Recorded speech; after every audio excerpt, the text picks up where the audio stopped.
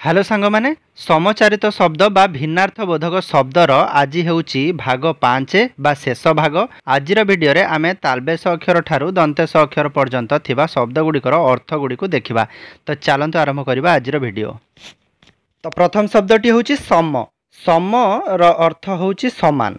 Summer अर्थ होउची समान। आ गोटे सम होउची एठी देखंतु तालबेश म समर अर्थ होउची शांति। एठी दंतेश थिला प्रथमटा तापरटा होउची तालबेश।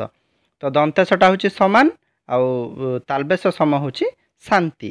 तापर गोटे शब्द होची देखंतु शंकर। प्रथमटार अछि तालबेश।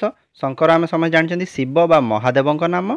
आ गोटे होची शंकर अर्थ होची दंतेश अछि तार अर्थ होची मिश्रित। मिश्रित जेमती आमे जानिथिबा शंकर जातीय उद्भिद शंकर जातीय गाई आमे सब पढिछन्ती आगुरु तनु सेटा होची ए शंकर अर्थ होची मिश्रित। तापर शब्दटी होची श्रवण। श्रवण एठी तालबेश अछि। श्रवणर अर्थ होची सुनिबा बा श्रुति करिबा श्रवण करिबा।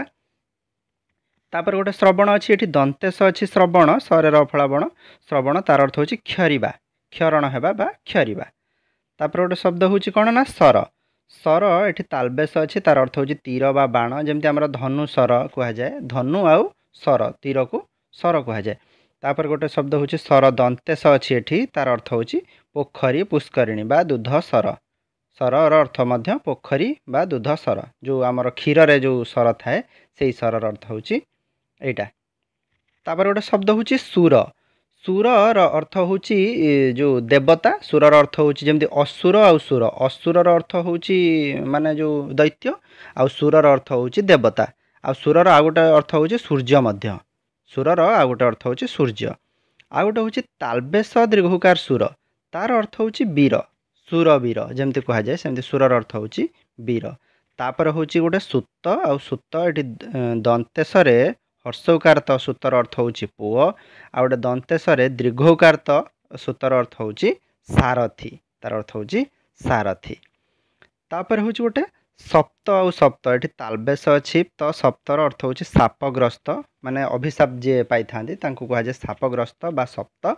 आ गोटे सप्त होची दंतेश अछि तार अर्थ होची सात माने जो आमर सात जो संख्या सात संख्या को कहा जाए सप्त। सप्त ऋषि जेमति कहा जाए से बेला। तापर होची समन। समन एठी दंतेश अछि समनर अर्थ होची आदेश आउ तालबेश समनर अर्थ होची जम। जम आमर जम देवता अछंती सेटा। तापर होची गोटे साप। एठी दंतेश रे आकार प सापर अर्थ होची सर्प आमर जोटा आमर साधारणतः साप जोटा। आउ साप एठी तालबेश अछि जोटा तालबेश आकार प सापर अर्थ होची अभिशाप अभिशाप। तापर गोटे शब्द होची सुधा। एठी प्रथम अछि तालबेश अछि आ गोटे दंतेश अछि। तालबेश रे हर्षौकार सुधार अर्थ होची पवित्रा पवित्रा माने पवित्रर स्त्रीलिंगटा पवित्रा। आ गोटे सुधा अछि दंतेश रे हर्षौकार धा सुधार अर्थ होची मध्य मध्य। तापर आ गोटे सुधा अछि दंतेश और खाली ध रे आकार धा अछि। एठी द्वितीय ध थिला प्रथम रे एठी खाली धा तार अर्थ होची अमृत सुधार अर्थ होची अमृत। तापर गोटे शब्द होची शुकर। एठी तालबेश रे दीर्घौकार अछि तापर दंतेश रे हर्षौकार अछि। तालबेश रे जोटा दीर्घौकार अछि प्रथम शब्दटी तार अर्थ होची घुसुरी बा बराह घुसुरी को शुकर बोली कहा जाए। आ गोटे शुकर अछि दंतेश दंतेशर शुकर अर्थ होची सहज माने जे कोनोसी कार्य आमे सहज रे करनेबा सेटा कहा जाए शुकर। तापर होची सूची।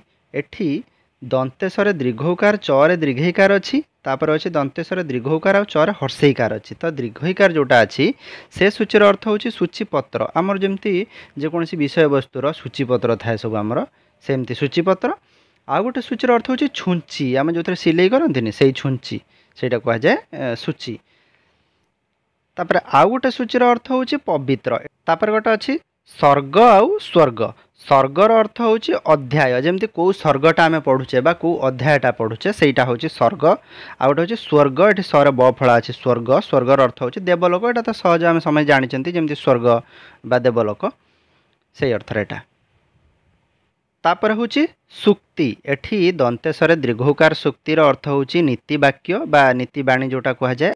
तापर तालबेश रे हर्षौकार ती सुक्ति तार अर्थ होची सामुका जोटा हमर नई पोखरे जेमती साधारणतः मिले सामुका। तापर होची स्वाक्षर आउ साक्षर। स्वाक्षर अर्थ होची दस्तखत ସ୍ୱାକ୍ଷରର ଏଇଟା ଭାରି ଇମ୍ପୋର୍ଟାଣ୍ଟ ଶବ୍ଦଟା, ଟିକେ ଏଇଟା ଧ୍ୟାନ ଦେବାକୁ ପଡ଼ିବ। ଖାଲି ସ୍ୱାକ୍ଷର ହେଲେ ଏଠି ବ ଫଳା ହେଲେ ତାର ହେଇଯିବ ଦସ୍ତଖତ, ଆଉ ସାକ୍ଷର ହେଲେ ତା ହେଇଯିବ ଆମର ଯିଏ ଲେଖି ପଢ଼ି ଜାଣିଛି, ଯିଏ ଲେଖା ପଢ଼ି ଜାଣିଛି ସିଏ ହେଉଛି ସାକ୍ଷର। ତାପରେ ଶବ୍ଦଟି ହେଉଛି ସ୍କନ୍ଦ ଆଉ ସ୍କନ୍ଧ। ସ୍କନ୍ଦର ଅର୍ଥ ହେଉଛି କାର୍ତ୍ତିକେୟ, ସ୍କନ୍ଦ ଆଉ ଗୋଟେ ସ୍କନ୍ଧ ଅଛି, ତାର ଅର୍ଥ ହେଉଛି କାନ୍ଧ, ଆମ କାନ୍ଧକୁ ସ୍କନ୍ଧ ବୋଲି କୁହାଯାଏ।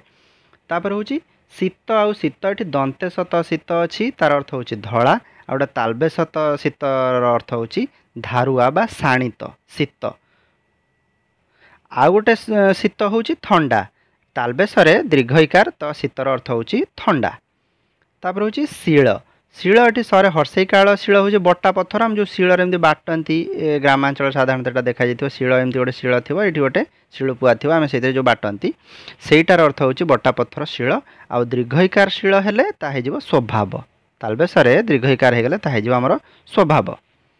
ତାପରେ ହେଉଛି ସୀମାନ୍ତ ଆଉ ସୀମନ୍ତ, ଏଠି ଦନ୍ତେଶରେ ଦୀର୍ଘଇକାର ମାନ୍ତ, ସୀମାନ୍ତ ହେଉଛି ସୀମାରେଖା ବା ସୀମା ଶେଷ, ମାନେ ଯେଉଁଠି ଆମର ସୀମାଟି ସରିଛି, ସୀମାନ୍ତ। ଆଉ ଗୋଟେ ହେଉଛି ସୀମନ୍ତ, ସୀମନ୍ତ ହେଉଛି ସୁନ୍ଥା, ସୁନ୍ଥା ଆମର ଯେଉଁଠି ସ୍ତ୍ରୀ ଲୋକମାନେ ସାଧାରଣତଃ ଯେଉଁଠି ସିନ୍ଦୁର ପିନ୍ଧନ୍ତି ସେଇଟା କୁହାଯାଏ ସୀମନ୍ତ ବା ସୁନ୍ଥା। ଏଠି ବନାନ ଏଠି ଆକାରର ଫରକ ଖାଲି। ତାପରେ ହେଉଛି ଶିର, ଏଠି ତାଲବେଶରେ ହର୍ଷଇକାର ଶିରର ଅର୍ଥ ହେଉଛି ମୁଣ୍ଡ, ଦନ୍ତେଶରେ ଦୀର୍ଘଇକାର ଶିରର ଅର୍ଥ ହେଉଛି ଲଙ୍ଗଳ, ଲଙ୍ଗଳ ଗ୍ରାମାଞ୍ଚଳରେ ଯେଉଁଥିରେ ଆମେ ଲଙ୍ଗଳଟା ଯେଉଁ ହଳ କରାଯାଏ ସାଧାରଣତଃ ସେଇଟା କୁହାଯାଏ ଶିର।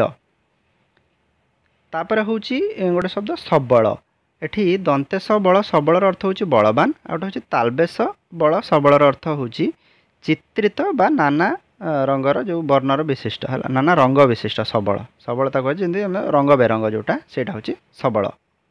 ଶବ୍ଦ ହେଉଛି ସୂତା। ସୂତା ଏଠି ଦନ୍ତେଶରେ ହର୍ଷଉକାର ସୂତାର ଅର୍ଥ ହେଉଛି କନ୍ୟା ବା ଆମର ଝିଅ ଯାହାକୁ କୁହନ୍ତି।